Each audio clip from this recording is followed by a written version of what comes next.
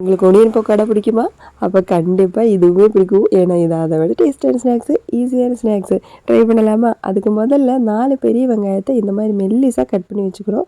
கூடவே குட்டி குட்டியாக கட் பண்ணி வச்சுக்கிறேன் இஞ்சி, கருவேப்பிலை, மல்லித்தலை, காரத்துக்கு ஏற்ற மாதிரி பச்சை மிளகு, 1 கப்பு மைதா, 1/4 கப் அளவுக்கு அரிசி மாவு, 3 டீஸ்பூன் அளவுக்கு மைதா, உப்பு, மிளகாத்தூள், காயப்பொடி கொஞ்சமாக ஒரு பிஞ்சு அளவுக்கு கரம் மசாலா, ஒரு பிஞ்சு அளவுக்கு ஜீரகத்தூள், 1/2 டீஸ்பூன் மஞ்சத்தூள் போட்டு கொஞ்சமாக தண்ணி ஊற்றி இந்த மாதிரி மிக்ஸ் பண்ணி மாற்றி வச்சுக்கலாம். இப்போது ப்ரெட்டை இந்த மாதிரி ட்ரையாங்கிள் ஷேப்பில் கட் பண்ணதுக்கப்புறமா 2 சைடுமே நல்லா மசாலா தேய்ச்சி ரெடி பண்ணி எடுத்துக்கணும்.